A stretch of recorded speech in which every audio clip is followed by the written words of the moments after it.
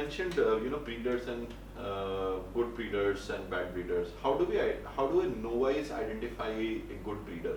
So, this topic has really become, really widely spread and very, very misconstrued nowadays. That people are, let me just put this out there, that people are using the word breeder now as a form of, slinging abuse or a derogatory term towards people. That, oh, you can't be a dog lover, you're a breeder. Breeders, stay away, please stay away from breeders, they are horrible. This dog has been rescued from the road, must be breeders have been abusing this dog. So somehow this term, this label, and the entire community around it has been subject to a lot of mudslinging and a lot of dark side basically. um, what I like to say is that we stand on very neutral grounds, that there are good and bad in every element. We cannot say that breeders are horrible but I like German Shepherd. Breeders are horrible but Pitbull is so nice. Oh, Chihuahua is so cute. Breeders are horrible. Who is getting all these dogs? Where are they coming from? Essentially, if someone, before even getting to the breeder, what I would like to say is anyone getting a dog ahead should spend time to finalize the breed, read about the breed, and do all the pros and cons first, that what problems you will face with this breed. If you are ready to take on these problems, then you narrow down your shortlist to that one breed or those two or three breeds that adjust in your lifestyle. Consult your nearest behaviorist, trainer, groomer, dog specialist, and ask them, because they get hundreds of the same breed. Then you go ahead with where to find this kind of a dog. Now, primarily, I always like to advocate the fact that go ahead into your nearest shelter, try and take help from a trainer or a behavior specialist or something, and see all the available dogs of that breed, up for adoption, that need a home, that need a loving environment and stuff. Most of the cases really benefit from adopting a dog. Why? Because they are adults, most of them are older, and they are set in their ways. They are toilet trained, they don't go through that puppy destruction.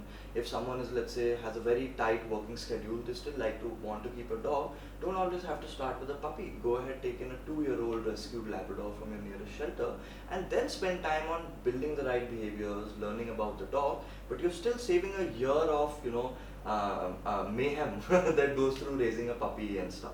Now, some cases it's not alright to get an adopted dog only because you don't know the history, or maybe you're not able to take care of the whole critical medical condition. Let's say you have newborns at home. Let's say you have some members of the family who are semi-dog lovers or tolerant of dogs, but they're not super okay with dogs maybe.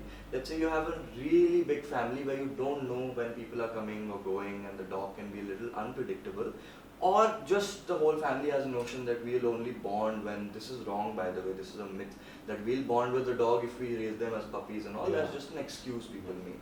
But essentially, I would say 60-70% of the people can really help out shelters by taking these dogs. Now, if someone wants particularly the best of that breed, they have the right kind of time and money to invest in raising that kind of a dog. There is only, I would say, the number of people who call themselves breeders in any breed, I would only see 3 to 4 out of 100, right? 4-5% maximum are the legitimate human beings who are doing good for the breed of that dog.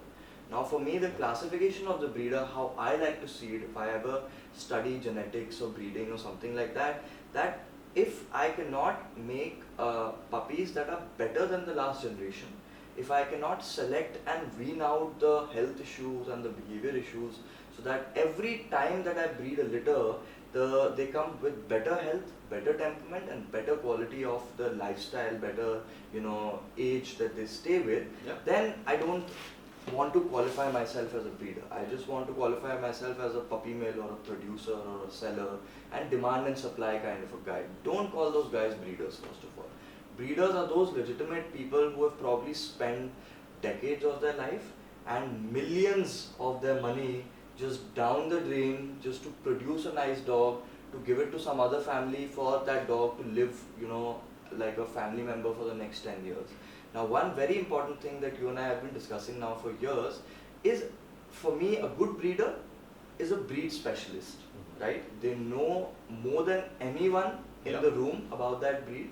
It takes a lifetime to learn. That, and it's like, again, I would take an analogy of bikes. Like if you're an Enfield guy, or a Harley Davidson guy, if you have a passion for Isuzu or a Fortuner, Yeah. you will know it inside out. You will know which screw gets where, what happened to the car, the Yeah. history of the car. You will know every model. Yeah. That is the kind of knack these Yeah. people have. All the more, when we talk about dogs, they're all man-made. Right, Whatever yeah. exists around us now, Absolutely. 3,000 years. So what God did to us as an evolution, Right. we actually did to dogs. Yeah, and selectively breeding is how dogs have come into the picture as well. Right. So so most of the people that I meet, that they say, oh, I have I produce all breeds possible, or I can arrange all breeds possible. I don't want to count them as breeders. Yeah, They're they're again the traders. middlemen, traders, and nothing to do with. I don't find them to be dog lovers. I don't find them to be breed lovers, or that they really care which good home or bad home the dog goes into, basically. And I think you have had some experience in your specific domain Yeah. of German Shepherds as well Yeah. over the last, I don't Yeah. know, 3 decades already. Yeah. So Yeah, so I mean, one thing which you rightly said is, if we pick up any breed, you'll not be able to find 2 to 3 people, or maybe 5 to 10 maximum, Maximum. across India, All of the who you country. would call Right. the right Specialist of it. specialist of this particular breed. I mean, I have been meeting a lot of German Shepherd breeders over the last. I have met, I think, a lot of them. But what happens is that there are breeders who will breed German Shepherds to a level that even if you are raising a puppy on a marble floor or a glass floor, to that extent, the pasterns and the hind legs and the front legs will not go. Perfectly fine. Will be perfectly fine. So they've kind of eliminated that error which was coming in German Shepherds again, and it happens not over 2-3 years. It happens over 2-3 decades, and they need to put a lifetime to correct one small problem in any breed. Absolutely.